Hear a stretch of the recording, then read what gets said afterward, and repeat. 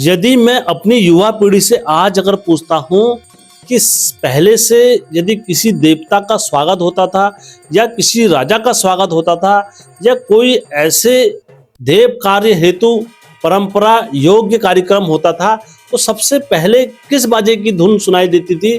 क्या आप उस बाजे के बारे में जानते? हमारे उत्तराखंड की यह लुप्त होती परंपरा है तुरही बाजा।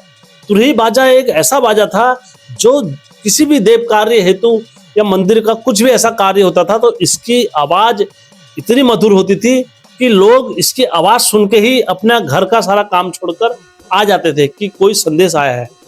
आज की वीडियो में मैं आपको बताऊंगा तुरही का इतिहास और तुरही किन किन कार्यों में बजाया जाता था और किन किन राजाओं को सबसे अधिक प्रिय था या किन देवताओं को सबसे अधिक प्रिय यह बाजा लगता है। नमस्कार दोस्तों, मैं हेमचू पहाड़ी एक बार फिर आप लोगों के समक्ष प्रस्तुत हुआ हूं।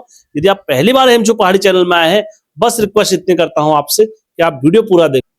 वीडियो पूरा देखने के बाद यदि आपको वीडियो अच्छा लगता है फिर दोस्तों आप चैनल को लाइक करें, सब्सक्राइब करें और शेयर भी करें दोस्तों के साथ। तो दोस्तों वीडियो में आगे बढ़ने से पहले हमेशा की तरह चैनल का इंट्रो।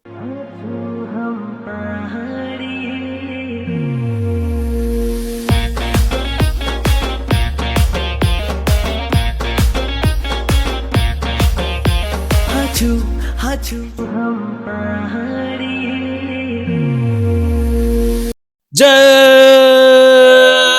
बिरकारा बजरंगी, हर हर हर हर हर हर हर हर हर महादेव। आप सभी भक्तों पर महादेव की कृपा और बजरंगबली का आशीर्वाद हमेशा बने रहना चाहिए। दोस्तों आज की वीडियो में प्रारंभ करने से पहले मैं रिक्वेस्ट करता हूं, यदि आप लोगों के पास भी कोई ऐसी सटीक जानकारी या कोई कहानी देवी देवताओं से रिलेटेड या कोई ऐसा वाद्य यंत्र जो मुझसे छूट रहा हो तो उसके बारे में आप मुझे कमेंट बॉक्स में अवश्य बताएं। मेरा यकीन माने मैं उसको हमेशा सत्य समझ के ही चैनल पर अपलोड करता हूं और अपनी परंपराओं से जोड़ने का हर हमेशा मैं प्रयत्न करता हूं। तो दोस्तों आइए आज की वीडियो हम प्रारंभ करते हैं। दोस्तों वीडियो में मैं जो कुछ भी कहूंगा उत्तराखंड की लोक मान्यताओं और बुजुर्गों की कहानी, किस्से और देव परंपरा के अनुसार ही बात करूंगा। किसी व्यक्ति विशेष को टारगेट बनाकर मैं कभी वीडियो में नहीं बोल। तुरही क्या है दोस्तों? तुरही एक उत्तराखंड का एक ऐसा बाजा है जिसे कई स्थानों पर तुरही या तुरही बोला जाता है। ये एक ऐसी धातु से बना रहता है। यह उत्तराखंड का एक ऐसा बाजा है जो फूंक मारने से इसको बाजे को बजाया। यह बाजा पीतल और तांबे से मिलकर बना होता है और इसकी जो ध्वनि की गूंज है, इसकी विशेषता यही है, ये ध्वनि की गूंज इसकी दूर दूर तक जाती है जिससे स्थानीय व्यक्तियों को और ग्रामवासियों को पता लग जाता है कि वहां तुरही बज रही है, आज कुछ ना कुछ ऐसा विशेष कार्य है। ये इस बाजे की महत्वता है। ये उत्तराखंड की परंपरा को लेकर जीवित रखने का कार्य करता है। तुरही का इतिहास क्या है दोस्तों? तुरही का इतिहास यह है, पहले से जो बोला करते थे इतिहासकार कि इस बाजे का जो प्रयोग होता है वो हमारे उत्तराखंड के देव कार्य हेतु या उत्तराखंड के किसी राजा के विशेष कार्य हेतु या किसी शुभ कार्य हेतु इस बाजे का आगमन करके इस बाजे को बजाया जाता है। उत्तराखंड में तुरही का प्रयोग किन विशेष अवसरों पर करा जाता है, क्या इसकी महत्वता है? दोस्तों बोला जाता है इस तुरही का इस्तेमाल जो करा जाता था ये विशेष कार्य हेतु जैसे पूजा या देव यात्रा या कोई भी विशेष शुभ कार्य होता था। और कई स्थानों पर जो बोला जाता है बाजे का, ये विजयसार और रणसिंगा इनके साथ इसका साथ मिलकर इस बाजे का जो स्वर और ताल होती है वो एक अलग ही लेवल में ले जाती है बाजे को। ऐसा परंपरा स्थानीय लोगों की मान्यता के अनुसार मुझे मिला है। तुरही कहाँ कहाँ बजती है और किन अवसरों पर बजती है दोस्तों जब मैंने इसमें सर्च करा तो मुझे जो देखने में आया, जो मुझे सुनने पर आया, मैं वही आप लोगों के समक्ष बताने जा रहा हूँ। गढ़वाल और कुमाऊं और ग्राम के जो मंदिर होते हैं वहां इस तुरही को देव यात्रा और परंपरागत जो मेले होते हैं उसमें और कोई भी शुभ कार्य होते हैं इस वाद्य यंत्र का प्रयोग वहां पर किया जाता है। आज भी बड़े बड़े कलाकार इसे लोक मंच और बड़े बड़े स्थलों पर इस वाद्य यंत्र को बजाकर अच्छी पूंजी अर्जित। किन किन अवसरों पर तुरही को बजाया जाता है वाद्य यंत्र को और कैसे वो कार्य होते हैं जहां पर इस यंत्र का उद्घोष करा जाता है। मंदिरों में धार्मिक कार्य हेतु इस वाद्य यंत्र का प्रयोग करा जाता है और देव यात्रा हेतु इस वाद्य यंत्र का प्रयोग करा जाता है। ग्राम देवता, कुल देवता, इष्ट देवता, इनमें इनकी पूजा में इस वाद्य यंत्र का प्रयोग करा जाता है। विवाह कार्य हेतु और परंपरा संगीत हेतु या अपने स्तर से जहां मंदिर का उद्घाटन या कुछ भी किसी का स्वागत करना हो तो इस वाद्य यंत्र का प्रयोग वहां पर कर कर उनका स्वागत कर। किन किन देवताओं से इस बाजे का संबंध माना जाता है, अब दोस्तों उस बारे में बात करते हैं।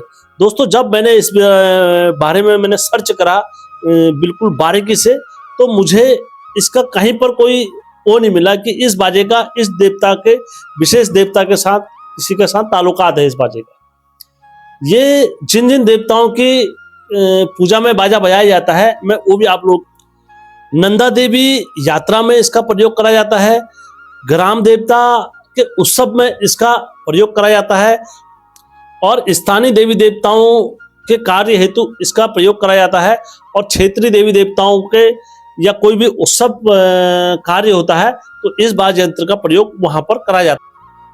लोक मान्यता क्या थी इस बारे में भी बात कर लेते हैं। लोक मान्यता हमारे पहाड़ की ये थी, जब भी तुरई का उद्घोष होता था, जब भी तुरई बजती थी तो पूरे गांव में संदेश जाता था कि अब क्या है, कोई देव कार्य होने। इसीलिए पहले तुरई बिना वजह या बिना कोई कार्य के तुरई को नहीं बजाया जाता था। जब भी कोई उत्सव या कोई देव कार्य, कुछ भी ऐसा विशेष कार्य होता था, उस अवसर पर इस वाद्य यंत्र को बजाकर प्रकट और कराया जाता था। दोस्तों ध्यान रखें, जिसमें मैं जो कुछ भी बोल रहा हूँ ये लोक मान्यता है, इसका ऐतिहासिक प्रमाण नहीं है। कोई ऐतिहासिक प्रमाण मेरे से मांगे नहीं दोस्तों, इसका ऐतिहासिक प्रमाण है लोक मान्यता, बुजुर्गों के कहावत अनुसार मैं इस आज का युग, आज का समय जो है आधुनिक संगीत, आधुनिक इलेक्ट्रिशियन, मीडिया, इसका पूरा दौर है। दोस्तों मैं ये नहीं कहता हूँ ये गलत है सारी चीज़ें, ये चीज़ें भी सही हैं, लेकिन कभी आप उस चीज़ को विचार करें, कभी जो हमारा पहाड़ था, हमारे क्षेत्रीय वाले लोग थे जो उनके वाद्य यंत्र की आवाज़ सुना करते थे, जब तक ढोल, विजयसार, रणसिंगा, तुरई और भंगोरा, इनकी जब तक आवाज़ नहीं सुनते थे कानों में तो इनको कोई भी कार्य फीका जैसा लगता था। कहीं कहीं हमारे पहाड़ में आज भी स्थानों पर वो डीजे वगैरह, बैंड बाजा सब भी बजाते हैं, लेकिन अपने वाद्य यंत्र को भी अवश्य उस कार्यक्रम में सफल करते हैं, क्योंकि हमारे बुजुर्गों को आज भी उनकी ध्वनि इतनी प्यारी और इतनी मधुर लगती है कि जब भी ये यंत्र बजते हैं तो वो खुशी से नाच उठते हैं, उनके पांव अपना भी महफिल में आ जाते हैं, उन्हें भी पता नहीं रहता है। ऐसी इस वाद्य यंत्र की ताकत है, ऐसी इस वाद्य यंत्र की ताकत और महिमा और कृपा है दोस्तों। क्योंकि दोस्तों आज यदि हम अपने इस बाजे के बारे में लोगों को नहीं बताएंगे, यदि आज हम तुरही के बारे में नहीं बताएंगे, तो आने वाली हमारी पीढ़ी केवल इनका नाम सुनेगी लेकिन कभी अपने वाद्य यंत्र को नहीं पहचानेगी। इसलिए मैं यही कहता हूं आपसे कि आप अपने घर के कार्यक्रमों में या कोई भी शुभ कार्य हो रहा है तो आप ऐसे वाद्य यंत्रों का उपयोग अवश्य करें, क्योंकि ये हमारी पहाड़ की धरोहर है। दोस्तों यदि वीडियो अच्छा लगा होगा, अपनों के साथ, घर वालों के साथ, बाहर वालों के साथ शेयर अवश्य करना। दोस्तों आप कमेंट के माध्यम से मुझे जरूर बताना कि वीडियो सही लगी या गलत लगी, क्योंकि ये हमारे उत्तराखंड के वाद्य यंत्र हैं। तो दोस्तों आपका कमेंट मुझे बहुत मोटिवेशन देता है। एक कलाकार के लिए इससे ज्यादा खुशी कुछ नहीं हो सकती है कि आपने उसके वीडियो को पसंद करा और शेयर करा। दोस्तों वीडियो अच्छा लगा होगा, सबके साथ शेयर अवश्य करना। जय उत्तराखंड, जय देव।